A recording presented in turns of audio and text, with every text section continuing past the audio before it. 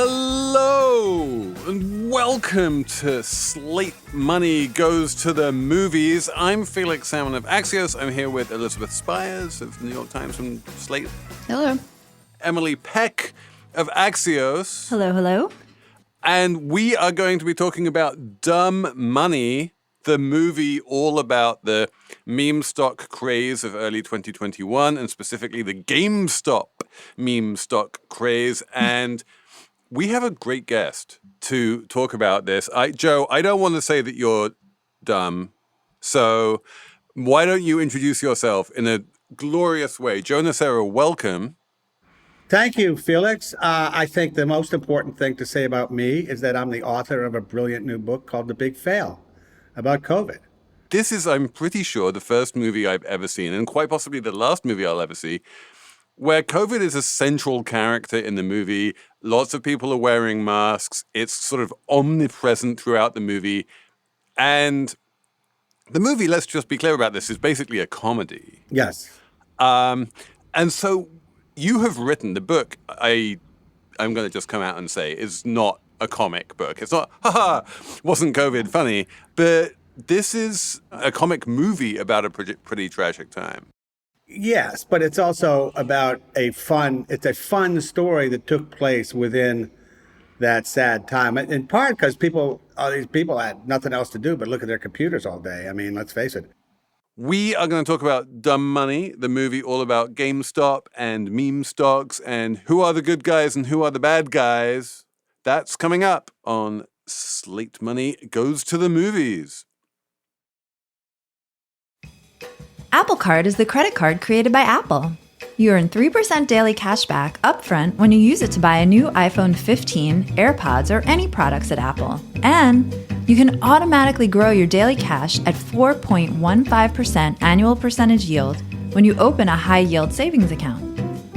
Apply for Apple Card in the Wallet app on iPhone. Apple Card subject to credit approval. Savings is available to Apple Card owners subject to eligibility. Savings accounts by Goldman Sachs Bank, USA. Member FDIC. Terms apply. So this was what Matt Levine famously called the boredom hypothesis, the boredom markets hypothesis, which is when you're stuck in front of your computer all day in the winter of 2021 and it's too cold to go outside and you can't meet anyone anyway because you haven't been vaxxed yet and all the rest of it. The only thing you have left to do is take your stimulus check and gamble it on meme stocks, which does have a certain amount of explanatory power. But I'm just going to come out and say that, that whole thesis basically doesn't make it into the movie at all. No, the movie is more, they tried to make GameStop and what happened into like a David and Goliath story. Where the dumb money, the common investors, the rebel rabbles, they wanted to stick it to the man, to stick it to Seth Rogen's character, Gabe Plotkin, and all those guys, and drive the stock to the moon so that the bad guys, the rich hedge funders, would lose all their money. And COVID, though omnipresent in the film, isn't used as an explanation, but it kind of sets the vibe for the film. And I found it more convincing as a COVID movie than as a movie about what happened with GameStop, because it seemed a bit oversimplified and not funny. I really love this distinction. Is that I do agree that as an explanation or narrative of the GameStop phenomenon, a lot of stuff was missing, and this became this weird sort of black hat, white hat, good guys versus bad guys story, which, failed to include a lot of important context. Tell me about the sort of parallel reading, though, of this movie as a COVID movie and how you thought about that. And I really want to ask Joe about that because he's just written an entire book about COVID. Joe, go ahead. Oh, I thought he was talking to you. No. I didn't take it as a COVID movie. I don't know. I mean, I think of Pete Davidson, being a DoorDash guy, right, and eating all the food while he's dropping it off, and And you certainly don't see people in crowds, and everybody's in their own home, including the rich people and so on. But to me, it's a revenge fantasy movie. Yes. That's what it is. And yes. And the other thing about it is, I mean, this did really happen. Now, I happen to think, it's a stupid way to try to make money, but it did really happen. And if the little guys had been smart enough to sell the stock, they would have made a lot of money. But the problem is, the reason they're little guys is because they had this loyalty and this faith. No big guy, no big smart hedge fund guy would ever hold on to a stock just because everybody else is holding on. They would sell it the minute they could see themselves making some money on it. So I strongly suspect that despite the pleasure I took in this movie, and that I think a lot of people take, because it's funny and it's smart and it's good, I suspect that 95% of the people who bought into GameStop lost money in the end. That's a high number. And it is belied to a certain extent by the fact that GameStop, to this day, is trading well above its pre-pandemic levels, like well above what anyone might normally consider fair value, largely because it has kept some of that weird meme stock halo. And the story about GameStop, the narrative of GameStop from the early days of 2021 was, here is this doomed company, which is almost certainly going to wind up running out of money. All of the hedge funds have realized that it's doomed. They're all short the stock. And so the Wall Street bet crowds from Reddit is going to engineer this massive short squeeze and force them to cover at ever higher prices. And that's the David and Goliath thing. But that's a strategy that works until it doesn't. And then eventually it's going to go to zero. The interesting fact about GameStop to me is the fact that it never went to zero. It stayed high. It's continuing to muddle along somehow at a ludicrously high valuation. And on net, the people who were shorting GameStop before the Wall Street bets crowd got involved lost a lot of money because it's still above that level, which kind of means that mathematically speaking, the meme stock traders and the little guys on net in aggregate have to have made money, no? I doubt that. So who made the money? Well, wait, listen. As is often the case with mutual funds, a hot mutual fund, the people who buy low when it's low are vastly outnumbered by the people who buy when it hits $80 or $100. And I strongly suspect that's what happened here. That as people gathered, that it's a $13 stock. I don't know how many times it's split. It was a $13 stock right now. How many people actually bought below 13 versus how many people bought when it was up around 80? And on the short selling side, yes, Plotkin went out of business. But, if you shorted it at 80, you're making a lot of money right now. Elizabeth, adjudicate. Adjudicate whether people lost or made money. And does it even matter? Because my theory in my book, if Joe can plug his book, I can plug mine. My theory in my book is that the people playing this game of buying and selling options and GameStop and AMC and all of this kind of stuff, on some level weren't playing the same game as the hedge fund managers and the mutual fund investors and all of that kind of stuff. It was fun if they made money because then they could post their screenshots to Wall Street bets and show how much they made, on some trade. On the other hand, it was also fun if they lost money because they could also post those screenshots and that would get a whole bunch of upticks and uplikes.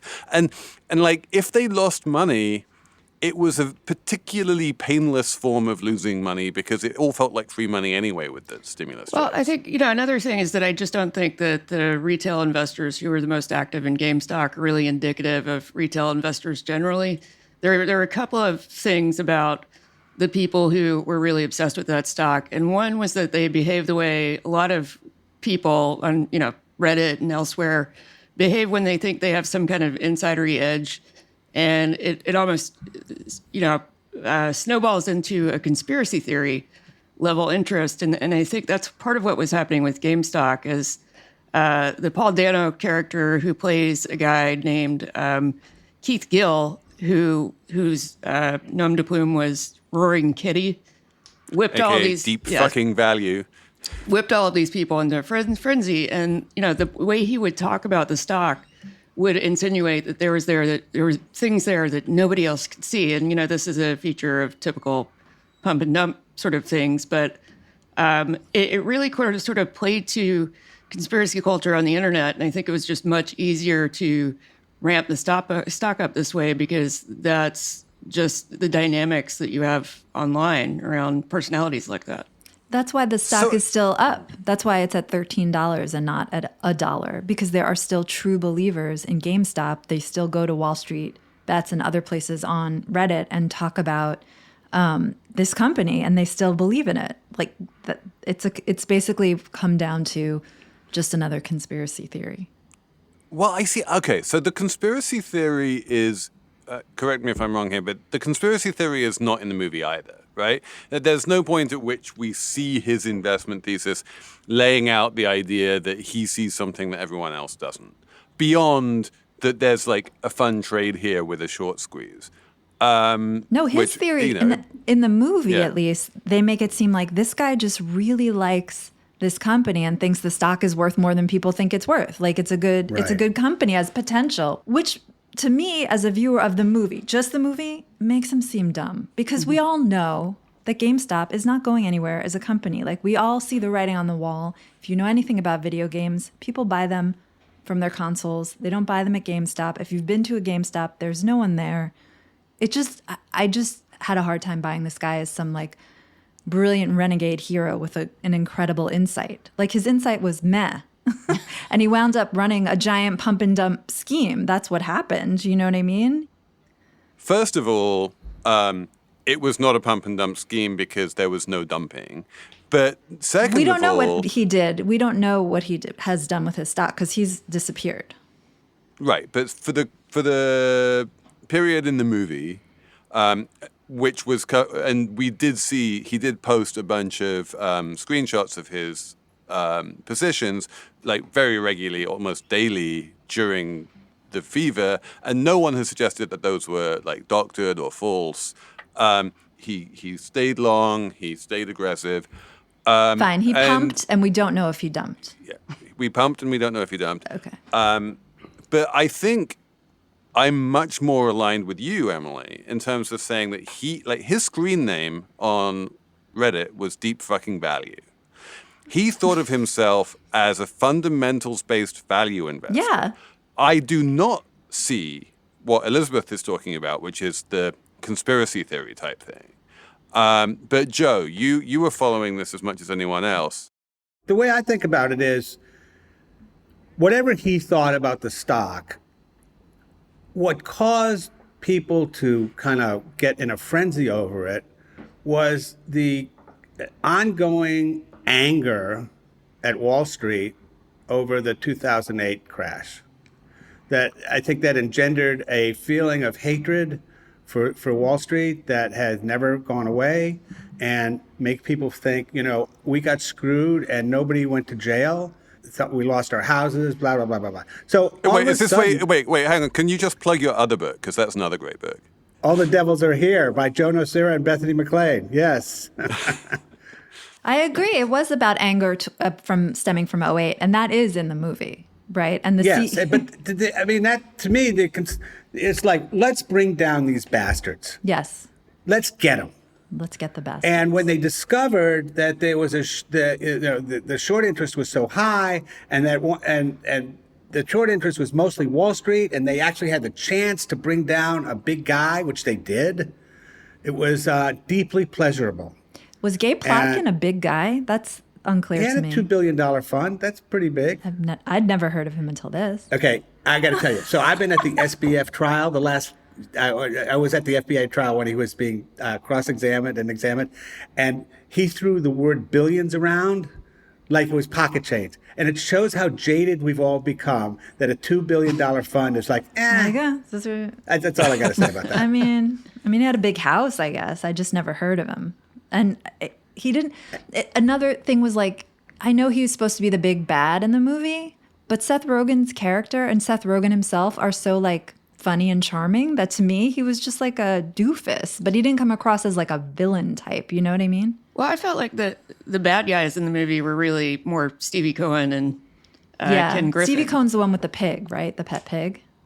Yes, and the Mets hat. Yeah, the Mets hat. Nice. Don't forget that. That was nice. That was villainous, I suppose, but still wasn't villainous enough for me. But Ken Griffin, like as played by Nick Offerman, is just this like very affable, friendly kind of guy. I don't see him doing anything villainous in this movie. Which is funny because Griffin tried to sue before the movie came out because he was afraid that Offerman's portrayal of him was going to be. It wasn't really. I don't know. He threatened to sue. He sent a couple of like nasty grams, but in the end, he wound up saying that he'd made his peace with the movie. In fact, he wound up saying that they changed the movie to address his concerns, which is false. But you know, if it makes him feel better, he can believe that. I mean, the only thing like villainous adjacent that the rich guys did in this movie was that they had really big houses, or I guess in Ken Griffin's case, right, a resort all to himself. Like, you know, there's all these scenes of them in empty spaces, empty kitchens, dining rooms, whatever, where it's just them being served by like 4 other people with masks. So that makes you think like they're bad people. The condescending way they treated the servants, that was sort of villainous. Right. But it wasn't enough. It wasn't villainous enough for me. Like I needed like The Big Short. You know, I needed to see more pain inflicted. All right, I have a question for the three of you. Where did you watch the movie? I watched. I saw it in the theater. Which theater in Brooklyn? I watched it in an AMC, and I have to say, watching the GameStop movie in the other meme stock theater was a little. I guess it was a little meta. It was a little meta. I watched it in an empty theater, so it was pretty damn empty. Sad. I watched it. I watched a screening of it, which was quite full. That's good. And I think like because I'm fancy. Yeah, exactly. And I think it is definitely one of those movies where if you're in a full movie theater where people are all laughing at the jokes, that makes you enjoy it more than if you're in an empty movie theater and you're like, am I trying to learn something about contemporary finance here? Yeah. Probably. It's the kind of movie that I'm going to let my 13-year-old watch because he'll enjoy it.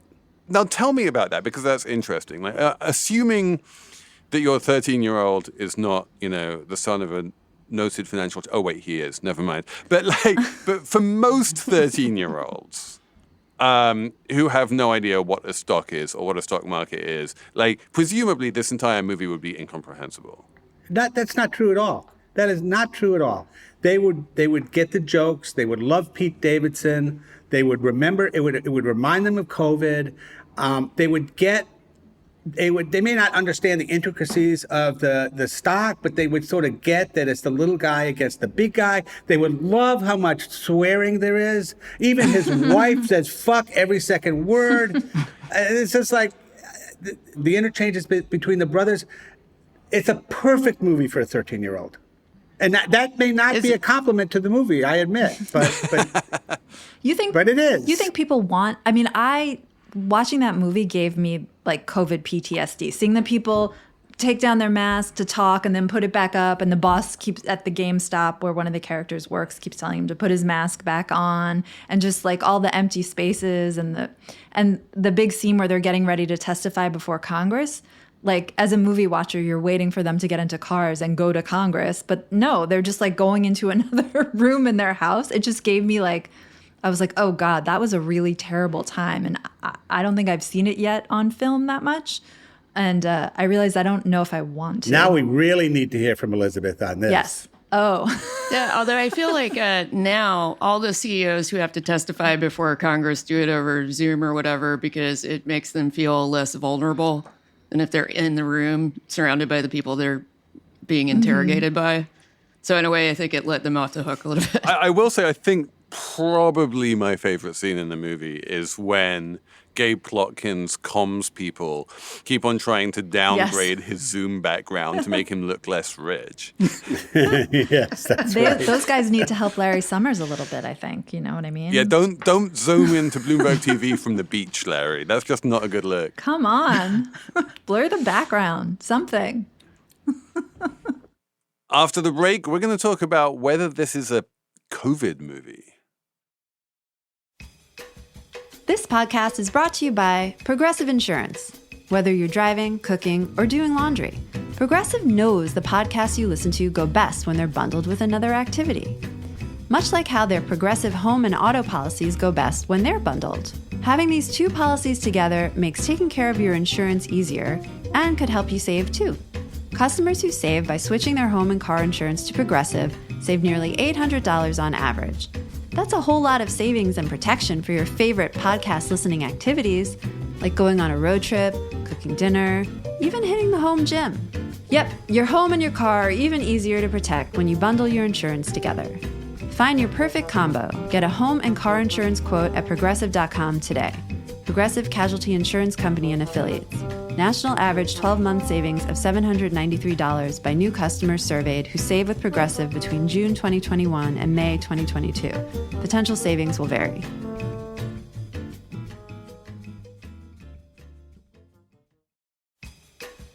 This episode is brought to you by SAP. First, the bad news. SAP Business AI won't help you generate cubist versions of your family's holiday photos, but it will help you understand which supplier is best to help you roll out your plant-based packaging in Southeast Asia, identify the training your junior project manager needs to rise up the ranks, and automate repetitive tasks while you focus on big innovations. So you can be ready for your next opportunity. Revolutionary technology, real-world results. That's SAP Business AI.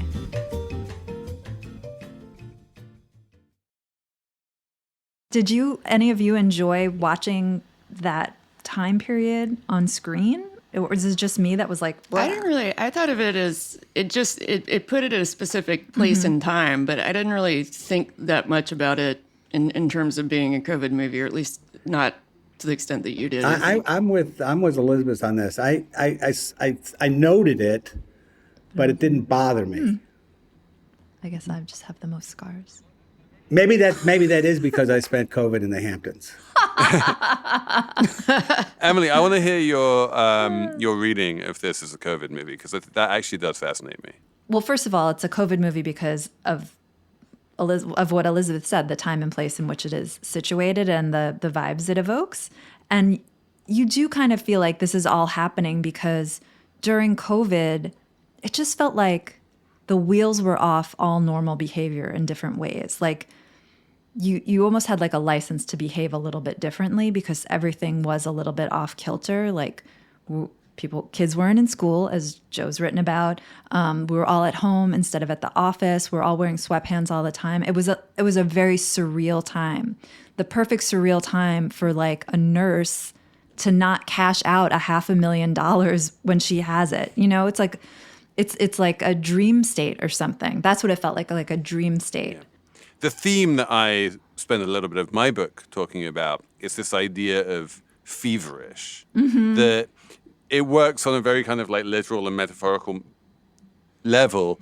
We were in this febrile state, right? The entire country felt as though we were living some kind of fever dream. None of it felt real. And yeah, we were all coming down with fevers and getting COVID, but also just we were in this weird state where a stock could go from $3 to $300 in the space of a few weeks, and people would glom onto that and be like, oh my God, I can get rich. This is a way for me to get rich. We moved into this kind of feverish get rich quick mindset that really explains a huge degree of the meme stock phenomenon. And there was definitely this feeling that like the rules didn't apply anymore. We were in this parallel universe where a whole bunch of things are possible that never used to be possible before.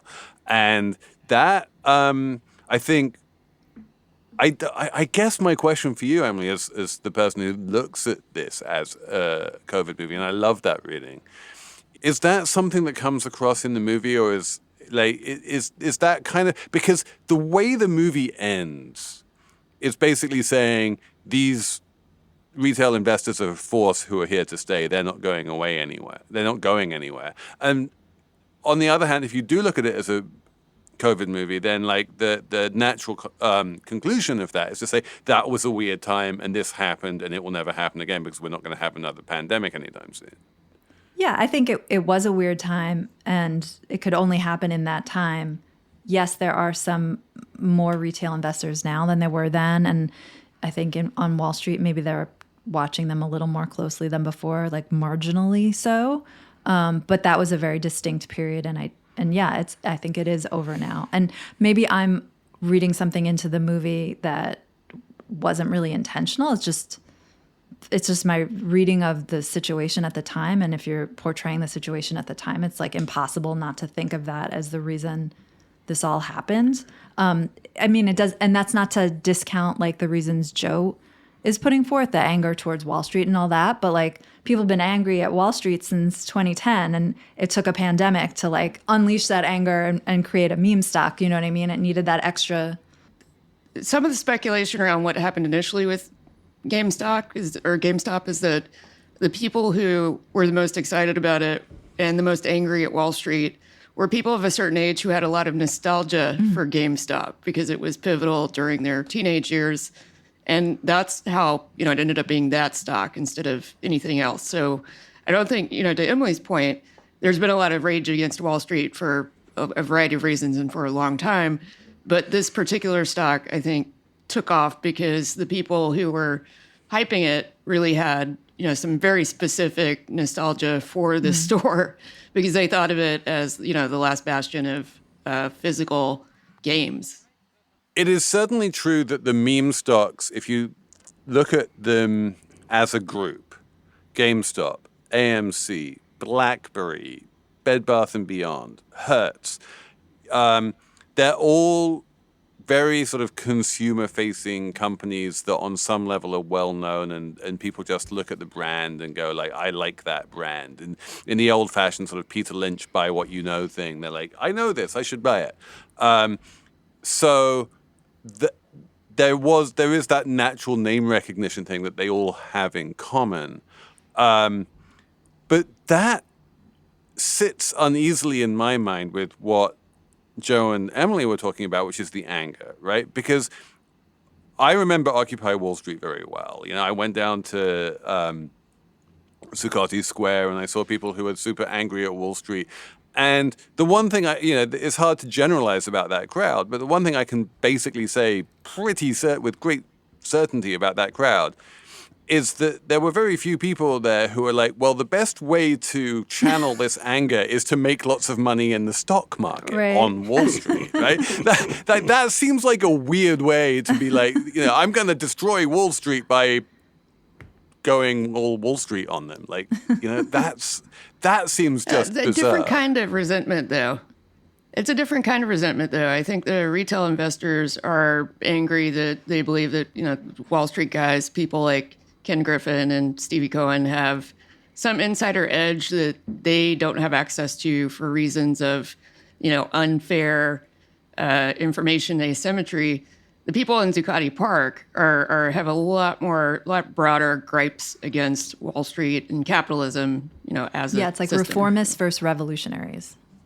In the early part of 2000, my boss at Fortune magazine, John Huey, sent me to my hometown, Providence, Rhode Island, to write a story about all the people who were diving into internet stocks and how that was going to change, how that was changing the way people invested and how nothing would ever be the same again. And that story came out in about March of 2000. Oh, you top-ticked it. Yes. And my point is that one of the things I felt when I watched the movie, when I watched people getting excited about the GameStop and the meme stocks, was how insane it was between about 1995 and 2000 with internet stocks. It was the same thing, only it was broader because there were more people involved. And it wasn't just day traders, although there was certainly plenty of that. I mean, I have these vivid memories of being in Northampton, Massachusetts, where I lived then, and talking to my next door neighbor about Juniper Networks. It's like, right. Seriously? So, to me, this was a kind of a narrow frenzy that fits in with all the frenzies that we've had over the years on Wall Street. that you could find.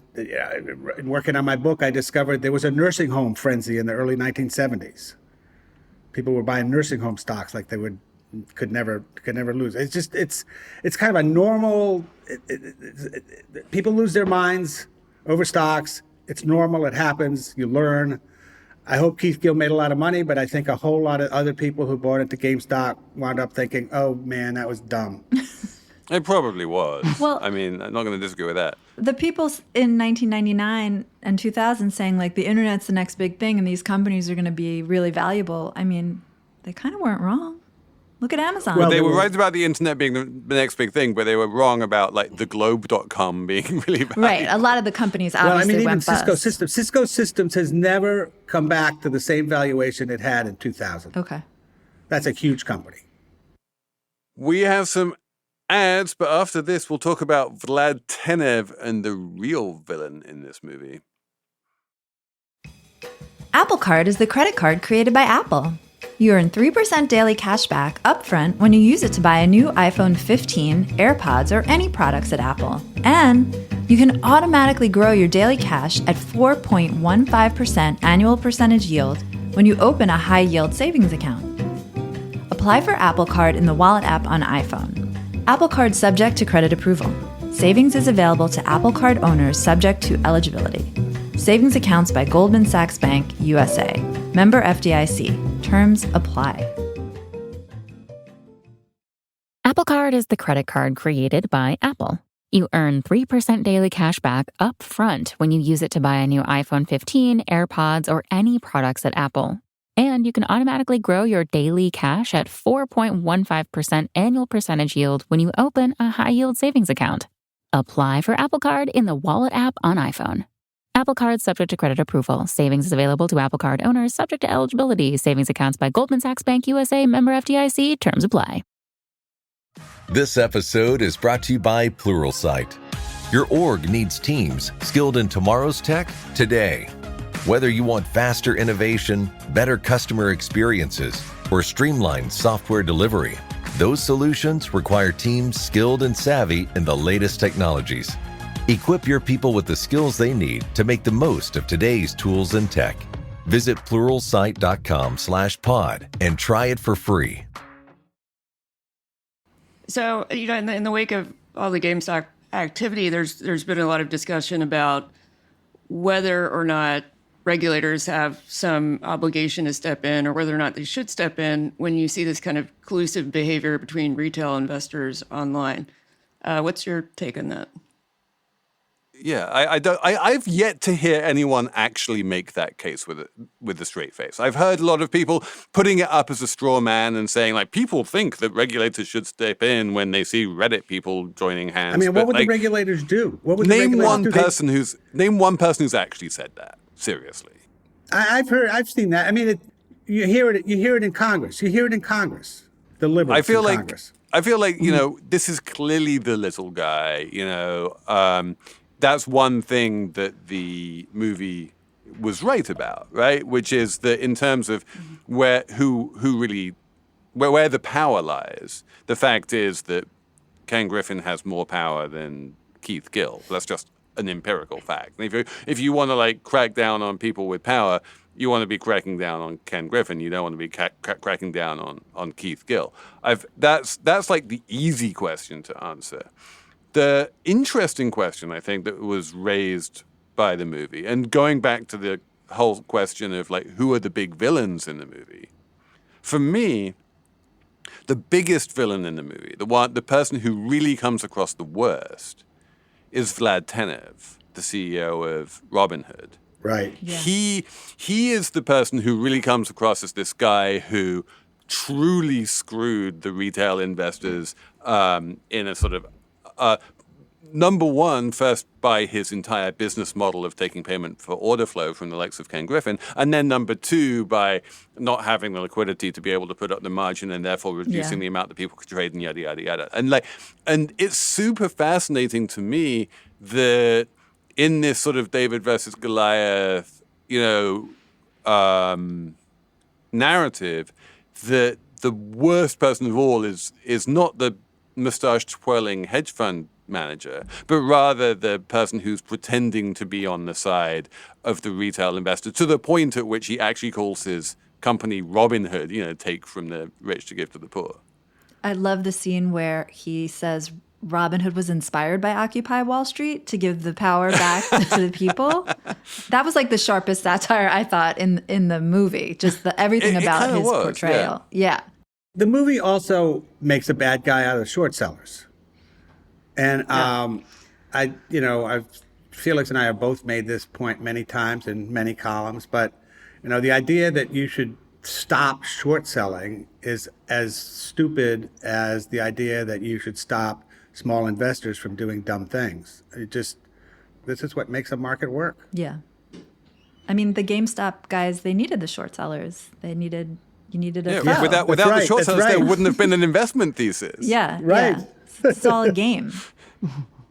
The one thing that every single meme stock, every single one, had in common was a large short interest. That was like a necessary condition for getting that big ramp up in the share price. Mm-hmm. So, That's but right. where there haven't been much regulatory talk about what Elizabeth was saying, banning the little guys from banding together, there has been some talk about banning short selling, right? I'm not making that up. I think we read it in the press. I feel like that's a recurring thing that... Yeah. Right. We can't have that. Yeah, I feel like, correct me if I'm wrong, Joe, you wrote the history of the financial crisis, but was there a hot minute in the middle of the pandemic where people tried to ban short selling of banks? No, that was during the financial crisis. And in fact, right. there were temporary bans on short selling banks that the Treasury Department imposed. But eventually they went away. And then that just makes me realize that the movie I was thinking about comparing to GameStop, or the movie I was comparing to GameStop, was The Big Short, which is obviously about a Big Short. It is about but where the short sellers are the heroes. They're the heroes, exactly. Yeah. So it doesn't matter. I mean, you can be a hero short seller, you could be a villain short seller, you could. It's the short selling hedge fund managers. Yeah. Who are the heroes of the Big Short and the villains of Dumb Money. And right. The truth is, look, they're running hedge funds. They're in it for the money. Like, it's hard to make them a hero, but also no, they, as Joe says, they perform a very useful role in contemporary capitalism. Like vultures are good animals too. Yeah, they're like as Jim Chanos would be the first to tell you. They spot the flaws in The Big Short. They spotted the problems with mortgage. Well, the people who complain about shorts the loudest are people who are executives at companies that they don't want shorted. So it's sort of a self-serving line of rhetoric to begin with. Like that always confuses me. And Joe, you've talked to these executives much more than I have, but I've always been of the opinion that CEOs should love it when there's large short interest in their stock, because it provides a huge amount of upward pressure on the stock price.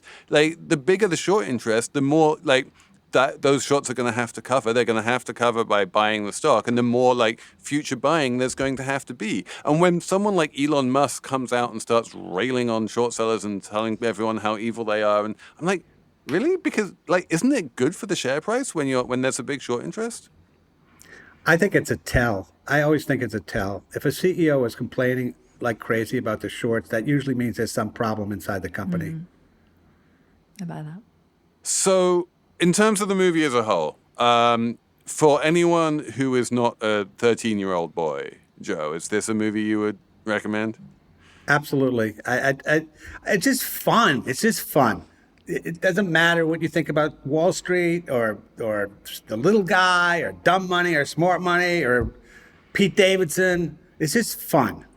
Do you think, and this is my main quibble with the movie, especially the way it ends with that classic, white on black writing, and they're saying the little guys have shown they're a force to be reckoned with. Retail investors are an ever-increasing part of the market. Their power shouldn't be underestimated and is here to stay. Yeah, that's all bullshit. That's all bullshit, but you can it's relatively easy to sort of, I guess what you're saying is it's relatively easy to separate that from the enjoyment of the movie. Any movie that tries to be based on real things is they make half that shit up anyway. We all know that. It's like par for the course. And so, I just decided at a certain point early in the movie, I just made this decision. I don't care. I'm going to enjoy it. It's making me laugh. I love how much they swear. It just did it for me. It appealed to the 13-year-old Joe. Yes. I spend a lot of time with my 13-year-old. Earlier on in this series, we had Amanda Lang talking about the Blackberry movie, and she couldn't get past the, factual inaccuracies. There was no way she was just going to lean back and say, I don't care if it's not realistic. I'm just going to sit back and enjoy the movie. That's how I felt about the Steve Jobs movie. The Aaron Sorkin Steve Jobs movie. It drives me out of my mind because it was so insanely inaccurate. I don't know why I have a different standard for that than for Dumb Money, but I do. Elizabeth, how important do you think it is that this movie in particular and movies of this genre in general are accurate? I think it depends on the movie. Like with the Jobs movie, we already know so much about Steve Jobs. It's very distracting to see, narrative that deviates from it from what we understand to be true. With Dumb Money, most of the audience, if they're aware of the GameStop story, it would be unusual, but most people are not aware of how the GameStop run happened or how short selling works. So I don't think the average viewer would even register that there might be inaccuracies in the thing. What strikes me is that, Hollywood always has a bias toward ending things with, lessons learned, even if nobody learned shit. And so the thing that maybe irritates me a little bit is the sort of fairy tale ending where it's the lessons are all splashed out on screen for everybody to read. And it's not clear that any of them are true. You see, it's interesting you say that, like, most of the audience will not know about shorts and meme stocks and GameStop and Roaring Kitty and all of that kind of stuff, because I kind of get the feeling that the whole reason why the movie was greenlit in the first place, and certainly the reason why, Ben Mesrich got the book deal to write about this, and why there was so much interest from publishers in that there are many meme stock books, was precisely because, like, it really was, I can tell you as someone who was writing for Axios about this at the time, like, there was a huge amount of demand out there for stories about this. There was a lot of interest in it, and it did feel like a big deal at the time that the broad public, that did make it through into the sort of broad public consciousness. I thought this was not that great of a movie.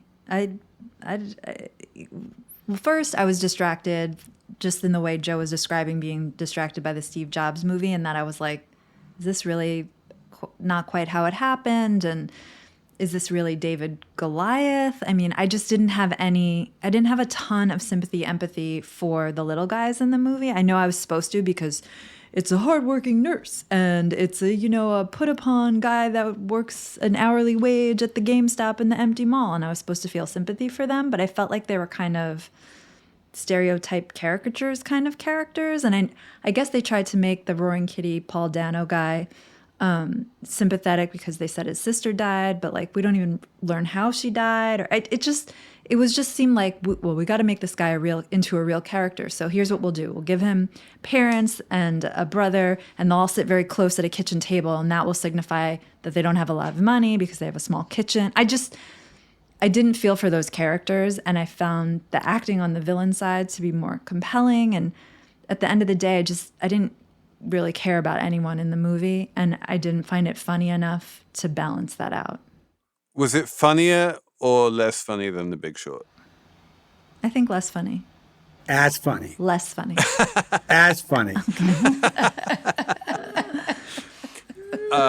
Elizabeth, do you think it was necessary to make this into a comedy just because no one wants to see like a serious drama about this kind of stuff, and that the way to get people to pay any attention at all to a story about, like, payment for order flow is by making it a comedy? Yeah, I mean, with this story specifically, because the whole sequence of events is kind of ridiculous to start with. But also, I think there's a trend now of making self-important business people seem more human and, less intimidating. I feel like BlackBerry worked that way too. So I'm a big fan of movies that skewer self-important, Vlad Tenev. I liked Rich that people. part of the movie. I like that part of the movie, the skewering of the rich guys and their empty houses and stuff. But like the portrayal of the real people, the quote unquote little guys and retail investors, I didn't find compelling. Well, I think the difficulty there is that you have to be sympathetic to people who are, really just trying to get rich quick. So even I if think one of you're the right. Yes. one of the But women do you, is Elizabeth, a do you nurse, really have you to know? do you really have to be sympathetic to people who are trying to get rich quick? Like, this is No. like, it's weird, right? Because in the movies, historically, the whole sort of you can't cheat an honest guy thing, like the people who are trying to get rich quick are rarely sympathetic. Yes, that is it. They're not sympathetic at all. Like you're just like, what are you doing? Just sell. Why are you hanging on? Was Gatsby sympathetic? No, but he was a compelling character, right? That's true. And He they was. weren't compelling characters to me. Mm-hmm. And even in a comedy, you have to do that a little bit, I think, or make them likable or something. Do something. I'm no fan of Vlad Tenev in particular, but the way that they really bought into this narrative of like he's evil because something payment for order flow is again like massively oversimplistic, and honestly payment for order flow is there's no there. Like it's just not a scandal, even though everyone keeps on trying to make it into one. But the scene where they unplug their Teslas and go off driving in their cars, and they give each other those looks, smug looks of like, we are billionaires now. That's good stuff. Yeah, So that is I didn't good hate stuff. the movie. I don't mean to just be so mean to this movie. So Emily, give it a letter grade. I'm going to give it a C+. Elizabeth? I would give it an A-. I enjoyed it. I will give it a solid B, I think. Like I could definitely enjoy it. I laughed at some of the jokes. I'm not sure it's gonna necessarily stand the test of time. I don't think anyone's going to be watching this movie in 10 years' time, but we will see. Joe? A-. I would have given it an A, but I just feel like I'm intimidated by my colleagues. You see, we've talked you down. You have. You absolutely have. You guys make too much sense. You talked me up. I came up. You gave it a C+, and you were going to give it like a D? Maybe. Yeah. I came in really not liking it, but then through our conversation, I recalled that I enjoyed moments in the film. And I felt I was being too harsh. I think that's a good place to wrap it up. I guess we would recommend this if you want to enjoy yourself, and especially if you're a 13-year-old boy. So to all of the 13-year-old boy listeners of Slate Money, go out and watch it. To everyone else, make your own mind up, and I'm sure it'll be out on streaming soon.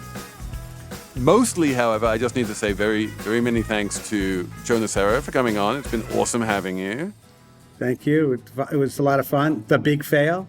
The Big Fail is your book about COVID, and basically you're indicting the Trump administration and the U.S. government for being terrible. Is that more or less it? A little more than that, but generally. Go read the book to find out, and we'll be back on Saturday with another Slate Money.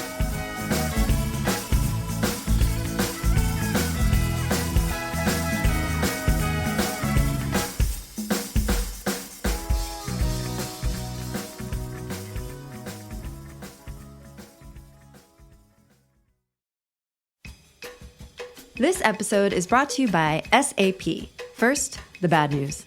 SAP Business AI won't help you generate cubist versions of your family's holiday photos, but it will help you understand which supplier is best to help you roll out your plant-based packaging in Southeast Asia, identify the training your junior project manager needs to rise up the ranks, and automate repetitive tasks while you focus on big innovations. So you can be ready for your next opportunity. Revolutionary technology, real-world results. That's SAP Business AI. Hey everybody, it's Tim Heidecker. You know me, Tim and Eric, Bridesmaids, and Fantastic Four. I'd like to personally invite you to listen to Office Hours Live with me and my co-hosts, DJ Doug Pound. Hello. And Vic Berger. Howdy. Every week we bring you laughs, fun, games, and lots of other surprises. It's live. We take your Zoom calls. Music. We love having fun. Excuse me? Songs. Vic said something. Songs. Music. I like having fun. I like to laugh. I like to meet people who can make me laugh. Please subscribe now.